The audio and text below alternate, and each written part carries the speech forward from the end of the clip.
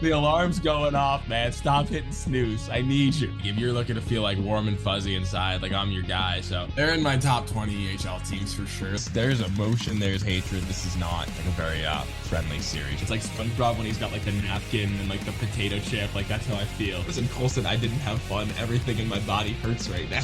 The team that has the lead in the second period is just not going to win that game. There's no need for air quotes. He's tardy all the time. It's the American thing to do. I was alive, just not buried. No, don't get pucks deep. Hang on to the puck. Pass the puck. Shoot the puck. Are we live? Are we live? We're having a good time. JKP, baby. JKP. Welcome into another edition of our EHL Summer Coaches Series here for the off-season, filling up our time. I get to know each of the coaches in the league, their seasons, and up next for the South Division is Mark Catron from the Philadelphia Little Flyers. So, Coach Catron, thank you for being here. Good to be here, Jake. Always good to have the best hair in the EHL. Today's a little bad. A little bad one today, but it's the off-season. It's yard work day, man. It's yard work day. So it's still pretty good though, which is all that. And this season obviously had a disappointing end for you guys, a bit of an unfamiliar end, missing the postseason for the first time for PLF's history after, back-to-back Frozen Finals appearances. I know we just had a conversation about, that's the nature of the South, but, has it been difficult for you to shake off as the coach of the team that has been, amazing throughout, its tenure here? Yeah, it was a different experience having that much time off, but, listen, the South is tough, and the four other guys who did make it deserved it. They won the games they needed to win down the stretch, especially when we were all kind of squeezed in 3, 4, and 5. And we did not, but still, I think going into it, Jake, when we only had 3 returners, from a team that went to the Frozen Finals, I know it's gonna be a tough rebuild. A lot of guys getting kind of their first action at our EHL level and real minutes of it, coming from other either other leagues or moving up from 18s. So, I had a feeling going in it was going to be a little difficult. But again, I thought, considering I thought we did a great job of developing guys. Look how many guys got tendered and drafted into higher leagues. So it puts a little bit of you feel good about that, knowing you might lose some of your 19-year-olds who got taken or 18-year-olds and. Look, even our 17-year-old went to the USHL. But that part makes you feel good. You're just bummed that you didn't make the playoffs, but the other 4 guys who did make it, they deserved it. Yeah. And, throughout, my time in the EHL, PLF just gets better and better as the season goes on. So how did you notice those guys who were coming into the league for the first time kind of take steps forwards as the year went on? Yeah, usually we go on a little bit of a run, and it was like we'd start a run, and then we either catch a flu coming through or injuries coming through, and I was like, okay, kind of hits that. But I don't think we ever had that. I think the January run we usually go in after Christmas, just didn't happen as much. Like we didn't make up the ground as much as I wanted to at that point, but. Like I was saying earlier, when you're playing game 44 and it's meaningful, then, you're still doing those guys did such a great job of keeping us relevant, keeping us in it.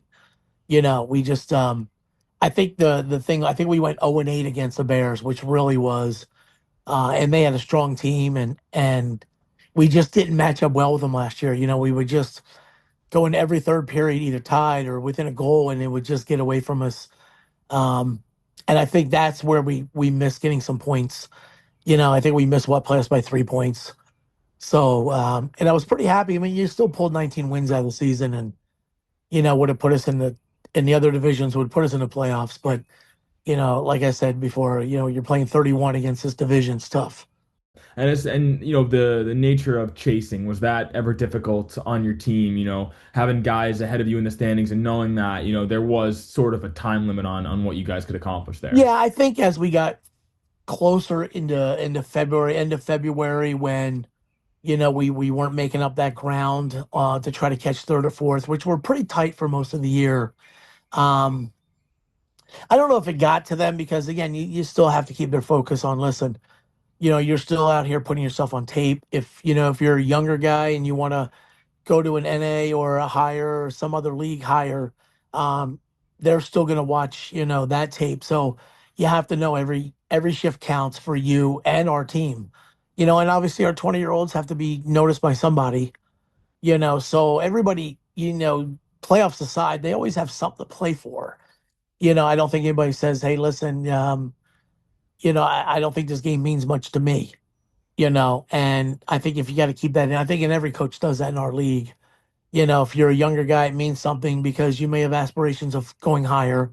And if you're an older guy, you got to get yourself noticed by a college or have somebody interested in bringing you to their team, Yeah. so I kept stressing that, but also, you can't take a period off. You can't take, dumb penalties because, in our league, doesn't matter who you're playing, you know, every team has guys who can put the puck in on a power play. Yeah.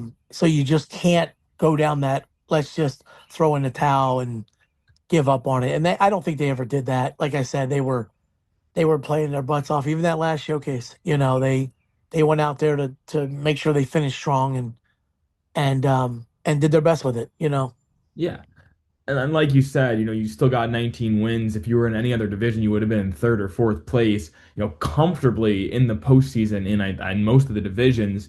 So, when you have, a record that's only a couple of below 500 in the most competitive division in the league, how do you balance kind of the disappointment of, we just came up short, but, we still play a lot of good hockey throughout the year? Yeah, I think you have to have that balance of letting the players know, listen, this is it's not a throwaway season because you didn't make the playoff.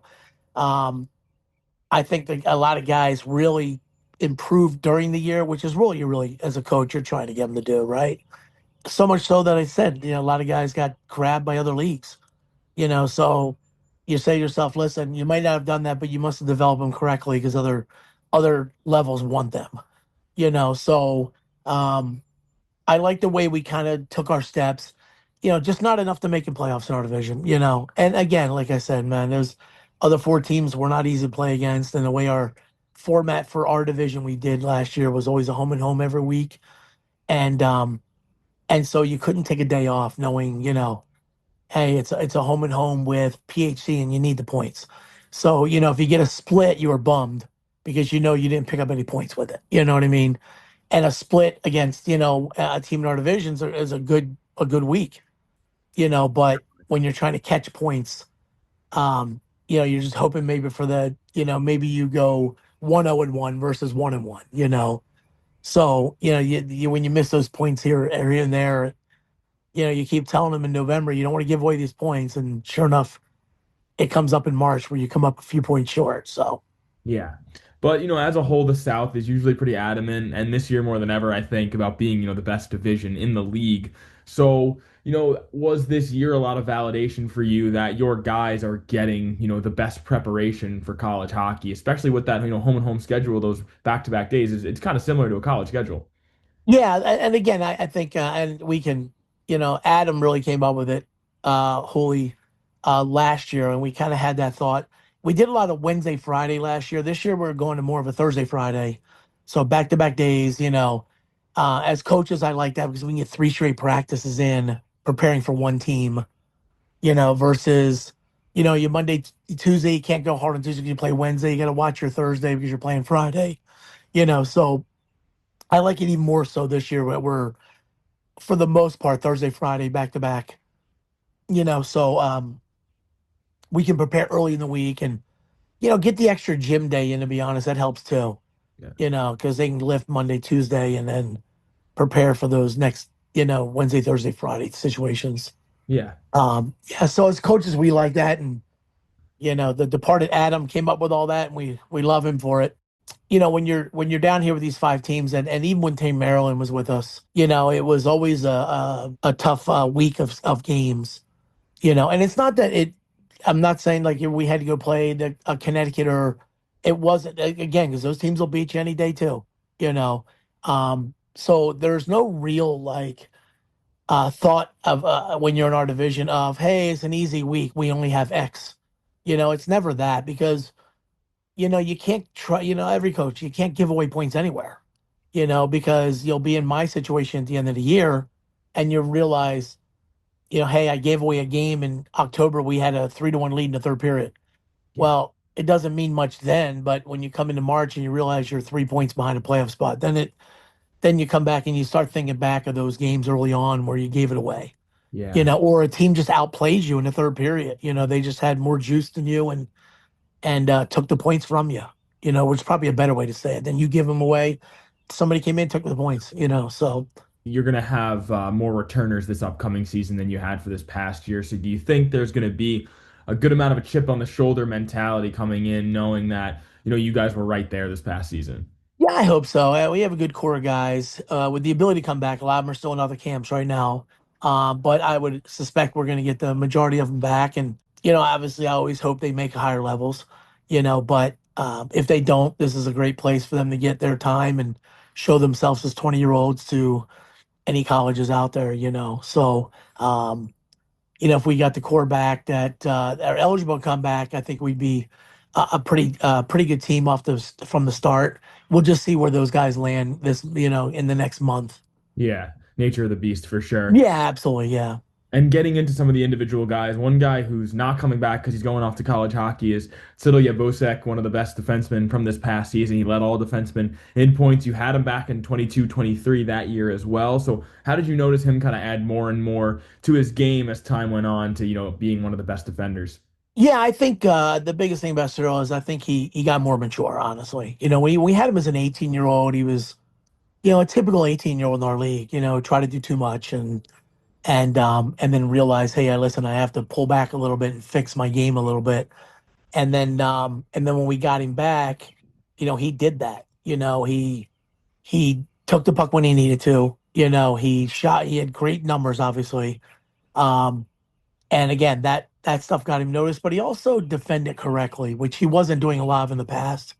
So I think he's going to do well in college because of that. Because he's always had offensive ability, but he started defending well and learning. Hey, let me just move the puck correctly or smartly, and take the chances when I see the opening. But be a smarter player now, and I think that's what he came back as a 20-year-old. No doubt. And another guy to mention who's going to be a returner this year is Trevor Stanley, who is heading into his third season for you guys. Relative to the rest of the league, he's been a younger guy, but now, as an '06, he'll be a veteran for this upcoming season. So, what jump do you think he can make, and what is his going to be, second and a half season with you guys? Yeah, so with Trevor, he jumped in as a 17-year-old, and had we kind of eased him in slowly in the shifts, and last year he took on a bigger role. And again, his offensive abilities are really good. He's a smart hockey player. I always say if you would just watch this kid, he rarely ever loses the puck on his wall, even though he's not a big kid. He gets the puck out correctly, probably 95% of the time. So because he's like thinks his way during the game, Yeah. and he's got good hands, and I'm hoping he takes a big jump this year, like with his numbers, Yeah. So I think that's what we look for in Trevor is to pick up his numbers this year. Yeah. He knows the league, he knows the players, he'll now kind of understand the returners from either of the other teams, and who to kind of watch out for on the other teams as well. Because now, having a bigger role last year, he was able to see those players more often. Definitely. When we first got him, he was really kind of a fifth liner, and then last year moved up kind of a thirdish. So, a top six for him this year is obviously where he'll sit.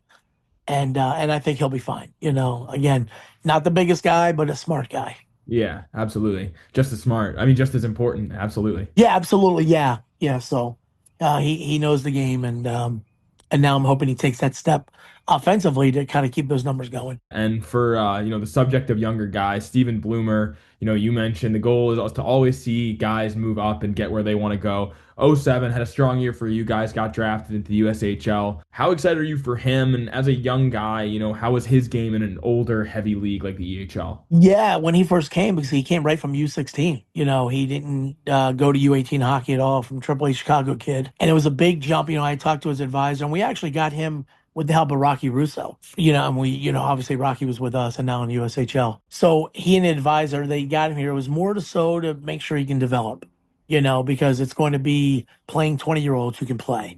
And he had his share of flat foot at times and holding the puck too long times, and he learned as he went, and which I like the most is that he learned to bump off those 10-footers and get himself out of a hit, or not to hold it so long and try to control it so long and get the puck stripped off him, which, we had that one showcase where we're in a 1-1 game, I think, with Walpole, and he learned a bad lesson of, these guys can play, they can fly, and he held it too long, and they stripped him, went in, scored the winning goal on him. So, and he came over to the bench, and I just looked at him, and he knew right away, I won't do that again. Yeah. So he learned as he went, and I was glad that, his advisor and his family got him, to where that he'll go to another level now. If it's not the USHL, it'll be a higher level. So, Yeah. and he's just a kid. He's just turning 18 years old. So, And as far as other guys making the jump go, you expect a couple guys to make the transition from EHLP to EHL for your team. Owen Ozer, the O Show, of course, and Justin Celentino. What do you look for, and how did their years show you that they're ready to make the jump? yeah, and they had, again, tough year, tough season for the P team. Like I said, a little disorganized in the beginning, and I thought Alex and them did a great job when they came in just to stabilize it. And those guys, look, we always say, look, if you're playing well there, like, that's the whole point of this league, isn't it? Is to give the guys in the P a chance. And they all know coming up, look, you're going to start at the bottom again, and you have to earn your way up, just like everybody. Um, but we're looking forward to Owen and Justin getting in and getting their time. Justin not so much. Owen had a couple games last year. We gave some of those P guys early on, especially when we don't have a full team. We're waiting on our guys, and Yeah. so they get a chance early on to show what they can do and then what they need to work on. And I think with Owen, I think the big thing with him is his D zone coverage. He can skate, he can shoot. And but he has to learn. It's a 200-foot game at the EHL level, and so we'll give him that shot. And I like the way Salentino was playing at the end. There's a couple other guys that'll get a shot early on also. That'll we'll see how they do. Again, you want that P for just that reason, right? Like, hey, listen, you played hard. Again, maybe not a successful season as a team, but you showed that you're worthy to come up and get a shot at this. Absolutely. That's what And it's all then I about. always say the same thing. Listen, you'll make, like every kid we sign, Jake, is, from other leagues and whatever, has said, listen, if I sign you, you're going to play, because we only take like 26 guys, 27 at the most. And so if you're coming here, you're playing, and what you do with it is whether or not you play more. Yeah. So, and I put it back on them, like, have some accountability for yourself. You signing a contract and showing up just puts you on the ice. Yeah. What you do with that is whether or not you're a second line right wing, or whether you're a fifth line using the video camera. You know what I mean? Yeah. How you take that opportunity. Yeah. Yeah, exactly. So if you put it back on them a little bit, and we'll let them mature with it and see how they do. And some do well with it and some don't. That's just the nature of it. Yeah. So we'll see how those guys do early on, and I'm excited for them. So yeah, I mean, it's a nice mixture of some guys coming back, some new guys coming in, and some guys coming in from the outside, other leagues Yeah. that want to move up, and get a shot, or maybe another league where they were at a high level but not playing a lot, so they want to get a shot at, like, hey man, I want to show myself. I'm turning 20, or I'm turning 19. I want somebody to be like maybe a Charles, where they show themselves a 19-year-old and get tendered higher. No doubt. Yeah. So I mean, that's just the way we want to do it. I mean, how other teams do it, they do it, but I always say, if I sign you and I offer you a contract, I want you to, you're going to play, and what you do with is what you do with it now, so. Definitely. And one final player I want to note, probably my favorite one to talk about, Tadeas Bezdek. Amazing personality, amazing goaltender, but expected to return for you guys. I know you were talking earlier, you said when your goalies come back for that second year, they take big steps, and they really make a difference for you guys. So, how do you expect, him to do that? And personality wise, how much does that just add to the group? Yeah, Tad's a typical goalie. He's a little nutty, he's full of energy, that's for sure. Yeah. But the biggest thing about Tad is he cares. Like, he cares that the boys take it seriously. He cares that they give every game, because they're in front of him most of the time. And like I said, last year, he ran a bunch of games, and May got a little tired. I thought maybe a little got tired midway through the season, not having that many games. But as a 19-year-old coming in this league for the first time, I think it's sometimes surprising to the goalies, like, how hard guys shoot, how fast they skate. And I say it all the time, look, they didn't make a higher league for maybe a certain reason. but it's usually because they can't, not because they can't skate, not because they can't shoot, so the guys in this league can play and they can score. So you don't think, hey, I'm going to play EHL when I was playing junior in Czech and think it's an easy thing, because it's not. And he kind of learned that, that these guys can shoot, so and every goalie we've had that's come back for the second year has always done better than the first, and I thought he had a pretty good year. He did, yeah. And so I'm hoping I'm looking forward to him making that big jump, but he doesn't shut up much, that's for sure, Jay. That's he why doesn't I stop like talking him so much, yeah. Oh yeah, he'll be texting me at 5 a.m. I'm like, bro, you realize it's 5 a.m., right? I know you're in Europe, but it's 5 a.m. here. I love that. That's awesome. Yeah, he's kind of goofy, but I love him. There'll be some good content with me and Tad this year. Oh yeah, absolutely. He's never a loss for words. And for a former EHL guy, George Lewis, a guy who was on the coaching staff with you at PLF, is back in Pennsylvania on the staff with Penn State. He's going to get to work with Gavin McKenna, who's projected to be the number 1 overall in the NHL draft. So, how cool is it for you from your perspective, knowing that someone you worked with is going to get to work with a guy that, is that caliber? Yeah, George is awesome. My daughter went to Penn State and graduated from Penn State last year ago. And George, I can always count on George. I can just text him, hey, can Ashley go to the game? And sure enough, she'd have tickets waiting for her. But yeah, that's great for George. Listen, he worked hard at this. He did his time. He was assistant for Rocky in a lot of places, and then went back to Penn State and was part of the hockey operations. Right. And now, look, he's just turning it into what he should, taking the next step. But I love George. George's a great guy, and very happy for him. Like, very happy. He's landed back at Penn State where he loves being. Yeah. He just and he's earned, he said, listen, I'm going to leave college. I'm going to go back to basically U20 hockey and work on the coaching part of it. And I hope that Rocky and I helped him a lot with this. And I love that he went back to Penn State and is like, now that's his home, and I couldn't be happier for George. He's a great guy. Just love him. No doubt. And one bonus question for you to wrap things up. The last 2 seasons, the Philly Showcase has been the best host, the best fruit, the best vibes. What comments do you have on the Aston Showcase being the peak for this league? Yeah, first of all, it's a great facility, and the owners who also own our team, they really, you should see the weeks before you guys come in. The operations are always working on something, making sure the ice is correct and everybody's ready to go, from the dinners from the pub to the snack bar to the pro, like everybody's ready for it. And that's all, Alo and Stefan and Tim Raday and like the operations with Doc. Remember, Doc, Brendan, his dad's heads operations. And they work a lot to get ready for that. They take it seriously and we obviously I love that it's there for us. Yeah.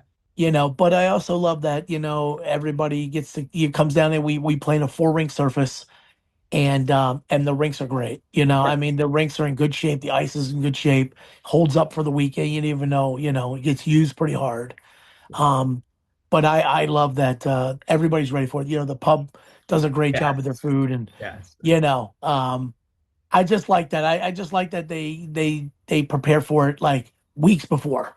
I'll see them out there making sure all the screws are tight, even the boards, and then the kick plates, and then and the doors on the benches are all working.